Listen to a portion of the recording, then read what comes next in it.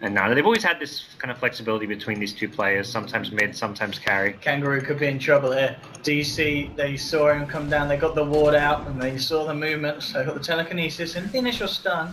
Got the damage to bring him down. He's going to try and cut free, but Weeha ready and waiting. Surprise, he says, as he's there with the Blade Fury and first blood to DC's mid.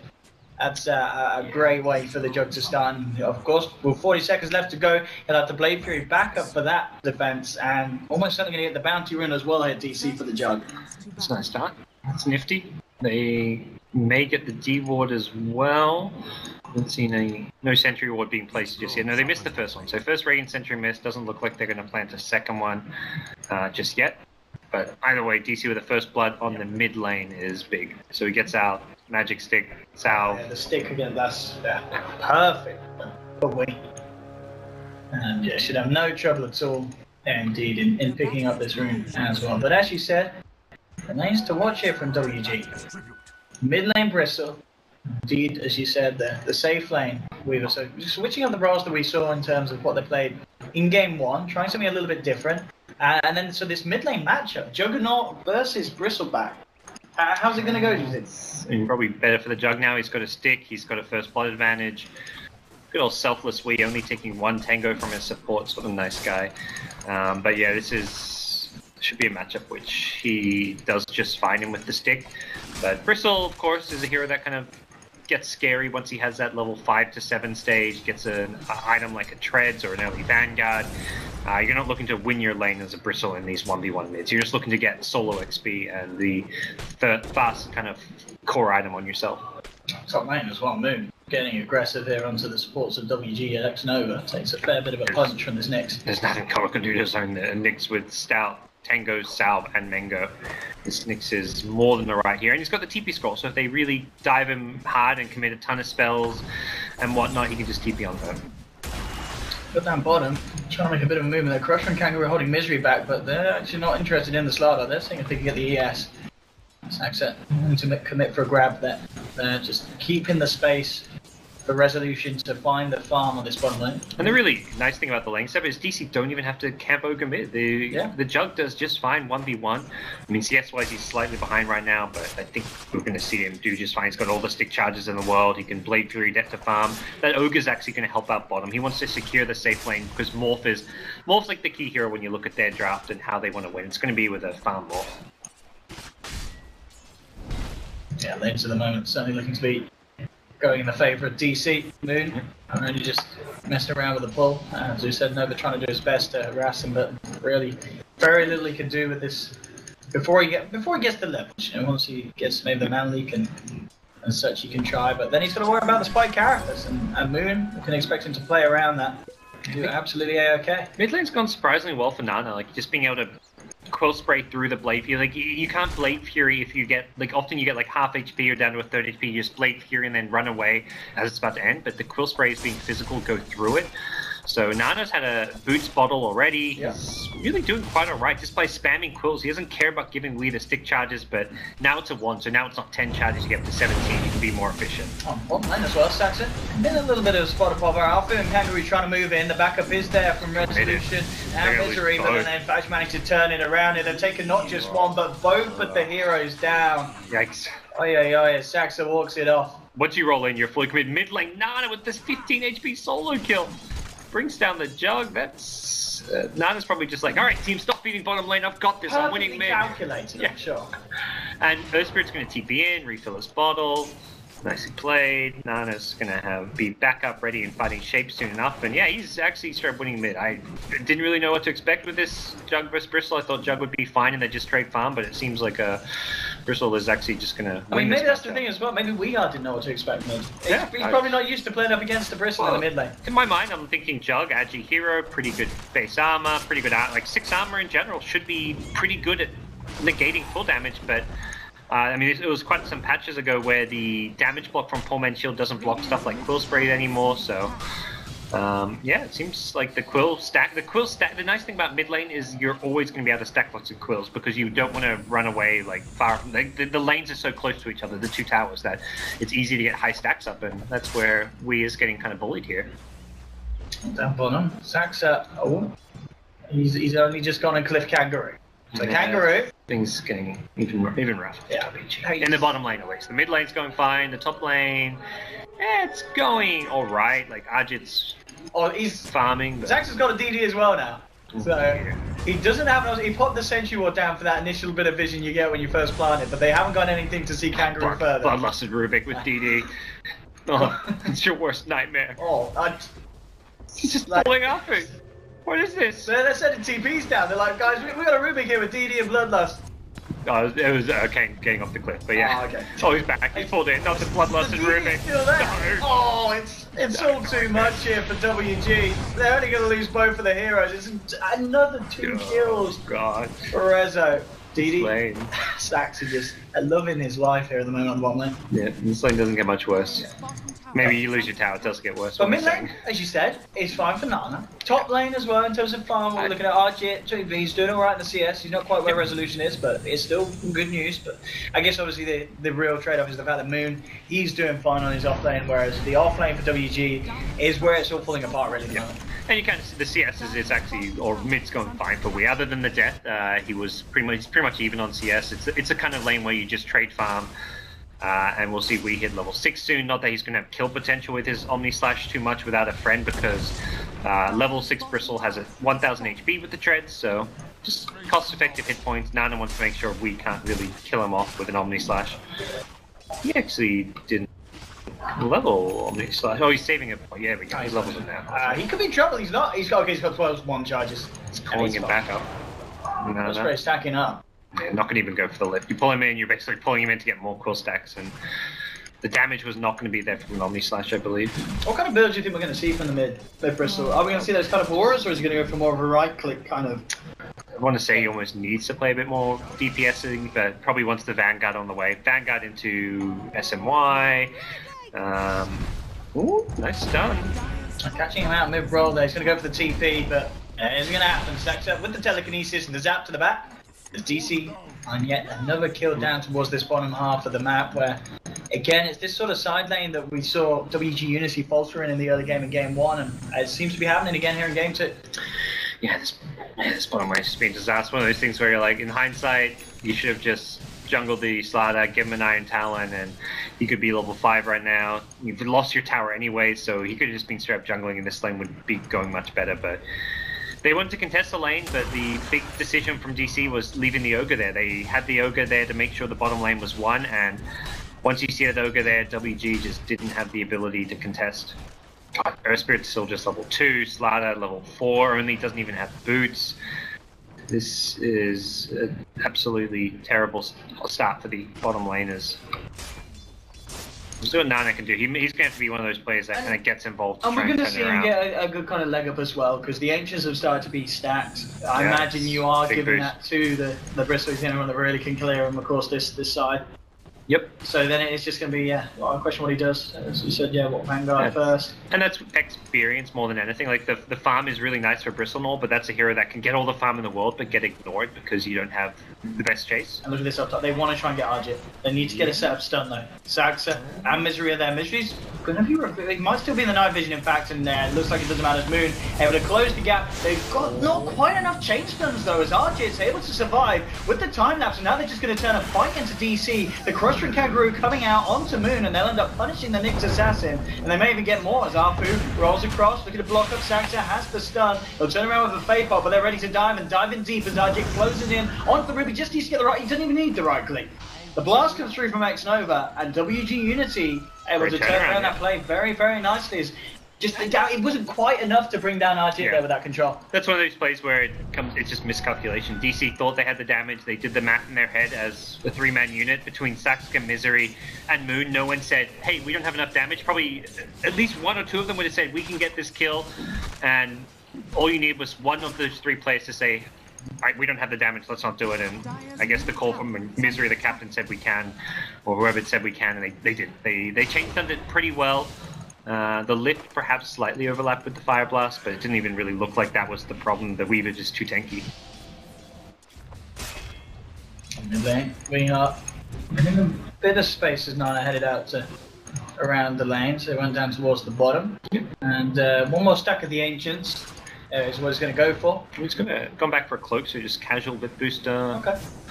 Cloak doesn't strike me as like any kind of amazing like item as far as there being a ton of magic damage, but there is some. Of I guess it's going to be good once the morph starts to get that new build online with the E-Blade. But Yeah. that's obviously still a fair while away. And Weed's just so confident here in the front lines. Like, healing ward, I got my 17 charges. Rezo free farming. This is very similar to game 1. It's the Rezo playing the hard carry, winning the early game when you're playing kind of 5v4 Dota. It's on a Naga, it's a Morphling, but it's the same kind of idea. It's a hero that will not split push you to death, but will hit this item timing where you can't really fight. And I say item timing, he's not going to go for early game. He picks up a Tread's Dragonlance, not going for the fast Lincolns, not going for the E-Blade. Wants to perhaps fight around his team a bit now. Doesn't have the best sustain as far as having any HP regen without the Perseverance, but we'll see how he does. He's going to walk into a bristleback here. He doesn't actually have the ult, so Nana could look to try and chase this one down. But he's a little scared. It's very hard to kill to go for on his own, that Morphling. We'll back away, but 10 minutes in as we see Rezo at the top of the board, but still, Monar and RG in good places. Moon, after dying at top, had his Arcane Boot slowed down, which it's kind of hard to make lots of rotations as a Nyx without them because your mana pool's pretty bad. So it looks like he's going to finish his Arcanes and then probably make some moves with his team. Kind of be the Sand King type role the last game. And it really is the same DC style from last game. They've got a mid hero that's elusive, hard to gank, hard to kill. Moon playing the offlane initiator, and then Rezo just quietly farming away, waiting to get online. I'm thinking Saxon has this invis. Looking at RG, he needs more of his members up in the neighborhood now. Brought in Morphling for this one. He TP'd up top, but yeah, it looks like they're just going to go for the objective, get the tower instead of kills at this stage. Mid lane Weehar is on his own. As RG will look to play around with him. We'll see how much he can actually do here. Weehar has got 17 one charges, so he should be fine whatever the situation does end up going to. And, yeah, he's okay. There's no way that RG can look to try and get anything out of that. More than just tickling the jug. He's on the prowl now. He wanted to contest the ancient stats here. Bristle was very low, in fact, but he gets there a bit late, not going to be able to stop it, and can't really solo kill too many of these heroes. Maybe go for the Earth Spirit. That's what they could probably do. Brings him down low. One more touch is going to be needed. Weehar comes in straight away with the Blade Fury to finish off the kill. They had a Dire Sentry too. They saw the Nyx coming in. That's a nice wraparound. In fact, for the Weehar actually with a quick Omni Slash dodges the Slithering Crush. And he's actually going to be able to walk his way out of this one with the Salve at the ready as well. I mean, RG trying to chase. Now look at the blast through. RG, can he actually get away with anything if he kills the Amplifier? And Weehar doing a lot, but he's not going to die for it. And we keep it. That was a very, very sweet Omni Slash. Yeah. Had a split second where the Sentry saw the Nyx before he engaged, but Moon was faster. He saw one hero, he's like, oh, I'm impaling. And that was before the Earth Spirit could even react to the fact he had vision of Nyx with that Sentry. And DC come out on top. Meanwhile, Rezo took the tier 1 top. He's continuing to farm. He's farming some Ancients now. He's got all the tools he needs. He is going to go back for a Yasha, it looks like. So going for just whatever kind of early game items. He wants to be able to push towers and really offer a legitimate right-click threat to WG Unity here in the early game. And we have the attempt on Roshan here from WG. They've got good wall control around the pit. I mean, DC, in terms of them being able to contest it, it's probably quite unlikely because the speed that it goes down with this amount of minus armor that WG are boasting. Moon's nearby. Can he get anything there? He has to be careful. Sentries are out around the mouth of the pit. So you know what's going on, but they're going to be too late. It's a nice little pickup here for WG. As Nana takes the Aegis. And Moon coming in to see if he can scout out any stragglers at the side. Nana actually heading straight away onto the side of the map of DC, seeing what he finds. He's only going to find a replicate. Tiny bit too late. DC were making a move to go in, but the second they saw the message pop up, Aegis claim, they said, nope, we're done. What's the point? You're fighting in, you're a bit lacking vision in the area, you know your opponents are going to have a Sentry there for the Nyx. Don't take the fight unnecessarily. High up, Weehar. I'm going to look to chase him down. Alfie rolls across. Blade Fury now gone with a stun into a crush, and with this Amplifier, we are just melting to the physical damage of WG. Good play from Arthur. Just rolls onto the Blade Fury, says, I just need to be in position to stun him when this Blade Fury ends, and gets it off, sets up for his team. It's certainly looking a little better in terms of the fights for WG, but as you mentioned, it's similar issues the Naga as was in game 1. Resolutions, playstyle.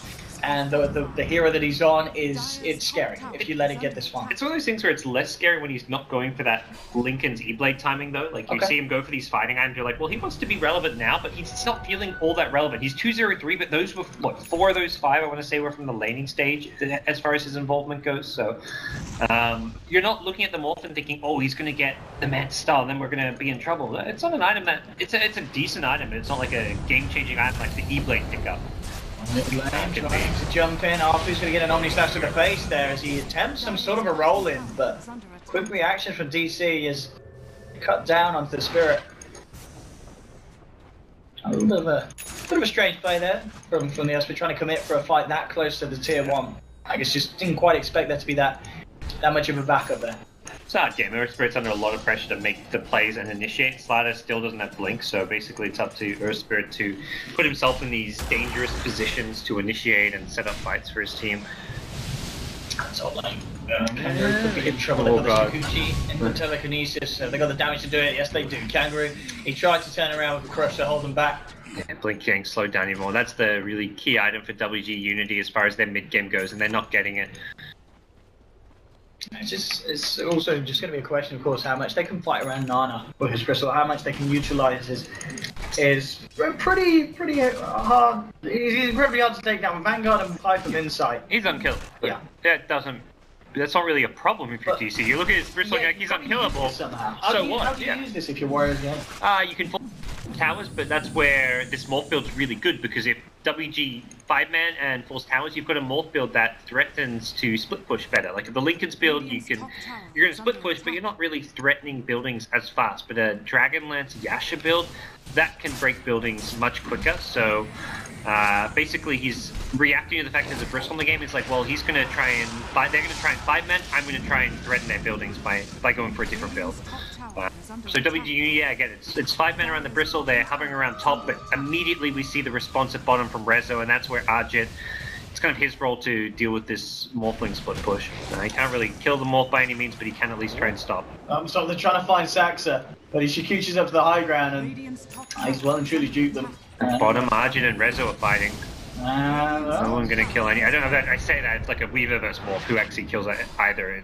It's a no-win situation. But Weaver forces the Morph to TP home. That's the big. It's really a win for the Weaver there, just because a small, very teeny win, because you stop the split push. You force Morph out of the lane. He slows down his farm, slows down the split push, and it sets you up to perhaps take a mid-tier 1 tower, because they are grouping up as 5 around mid. And the split push threat is being somewhat dealt with for now. I say that Wee's already back bottom, Morph's back top. They're gearing up to split push as soon as possible. And Nana's like, screw creeps, I'm just going to straight up take this tier 1. Lane, they'll find the tower. Saxa, over the steal again. We'll be able to reset it. Yeah. The Shikuchi. He's stolen. Moon. He's hanging around here. He's not willing to reveal himself, of course. He's Omni slashing bottom. Jumping in onto Arthur. Arthur looking to roll away, but the last trick there comes in. Weeheart got the TP out. No points in Bash yet for the build that he's gone for. A bit unlucky with the Omni Slash bounces there, but only I would say it was like a maybe 50-50 chance whether or not he bounced back to the Earthspirit to kill him off there, and he did get the kill. This is looking really rough for WG, just because they can't catch heroes. Without the Slider Blink, they lack that catch they need to punish the split push. Even when they get it, Morphling is not really a hero you can kill, it's just the Jug. Up top lane, Moon unable to actually find the stun there. He was looking to try and bring down Kangaroo with the amplifying the quill sprays. Moon he's in a lot of trouble here. One more and he's going to be popping. Nana turns around that attempt of a kill onto the Slider and shoves it right down Moon's throat. As he was trying to find that stun, he held onto it, he didn't feel confident in the angle, as the Slider with the sprint was just too slippery. Yep. Slider luckily survived. He died there, but again without his blink dagger being so absolutely disastrous. And Nana going to try forcing T1 bottom. It was one of those things where getting Aegis scoop mid lane. Can they get the stun? Can they kill this though? No, again. Yeah. We just TP's out and back to safety. It's so nice to play Jug in these games where there's nothing to cancel Blade Fury TP. I mean, Slider Bash is so unreliable. Bottom lane, Nana maybe getting a little too confident here with his Quelled the Carapace. And he's gone. Yeah. They couldn't really get anything out of the Aegis because it's on a bristle, so it's like already, with or without the bristle, having an Aegis, they're already going to ignore him, at least ignore the 5-man around the bristle, and you give an Aegis to the bristle for the 5-man, well, even more so. I mean, DC's ignoring you with or without it. They go for the bristle there because it's 4v1, but when WG are 5-manning around bristle, that's when DC split push the other 2 lanes, so it felt like WG Uni get no value out of the Aegis. It expired without anything happening off of it. They got a tier 1 mid, that was really it.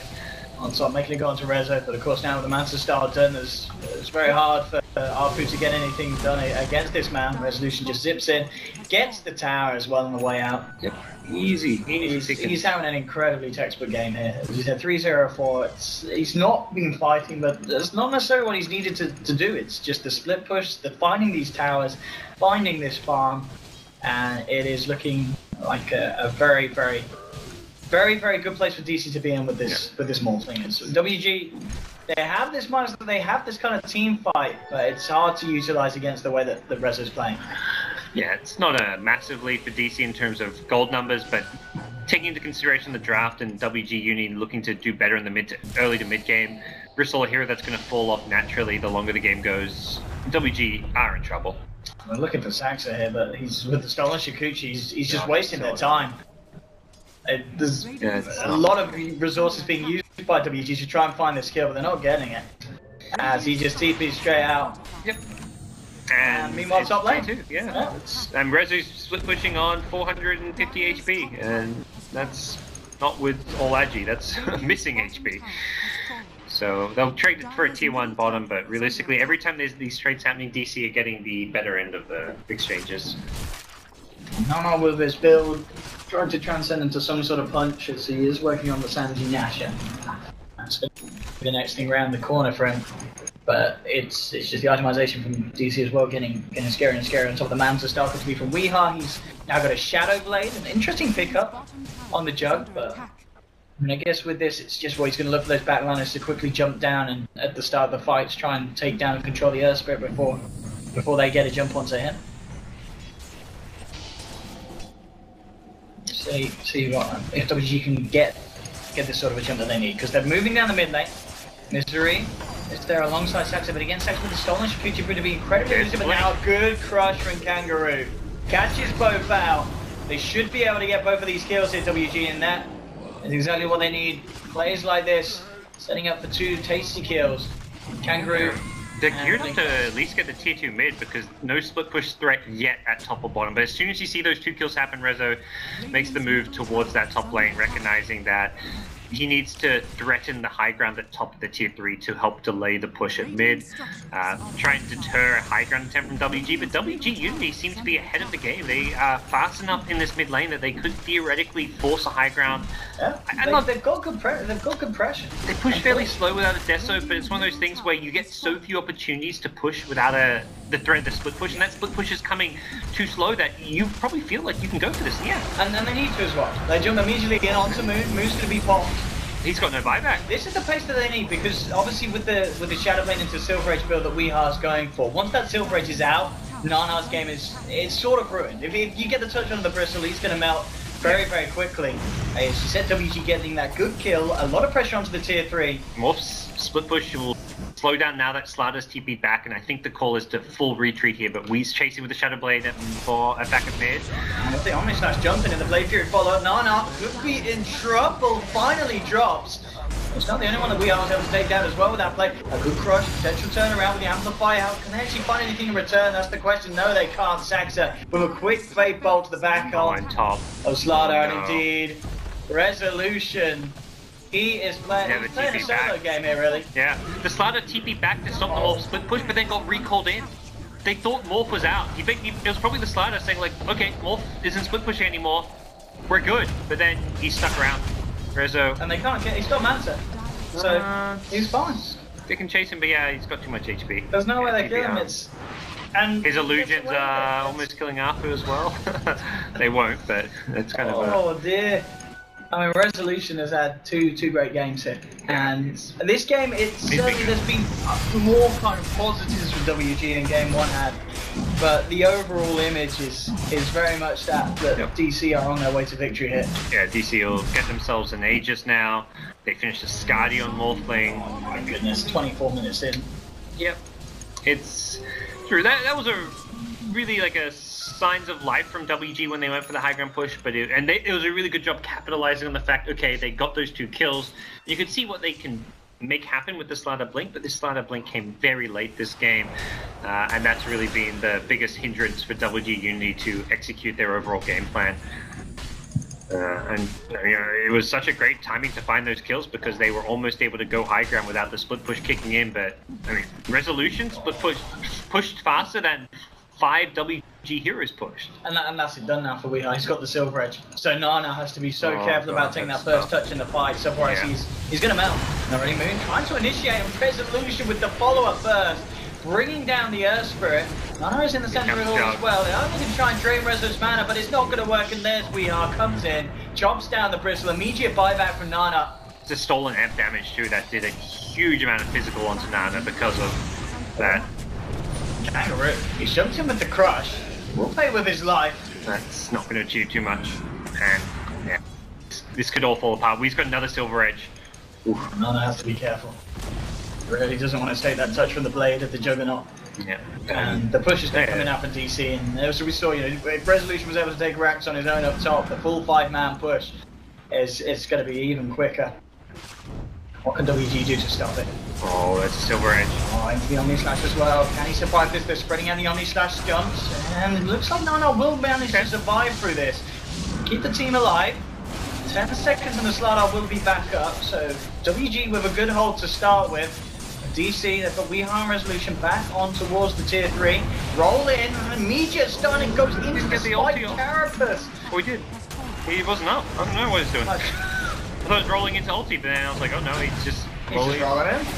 And Nana's down. That is a dieback on the Bristleback. It looks like DC should be on the verge of taking game 2, and indeed they do. 22 to 8, 26 minutes in. Again, another quick game in this series between DC and Wargaming Unity, and it really just was that DC, they were the better team. It just it's clear as day there really in that one, and WG Unity just it wasn't quite there, and it's just an interesting group. The fact that this team WG, they took down Wings, knocked them down, but then DC knocked down WG Unity with incredible power. DC win their group without having to face Wings.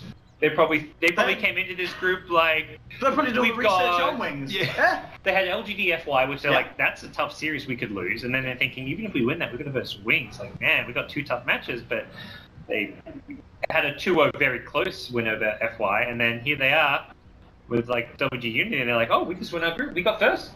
Sweet. Didn't have to verse Wings. What a nice day at the office. And I think WG Unity matched up very well against Wings, but not against really DC. is, as you said, that whole thing of that they don't need to worry about meeting Wings in the first round. They do need to worry about Group B. Of course, that's the big worry. You come first in another group. Group B. Well, actually saying that, Group B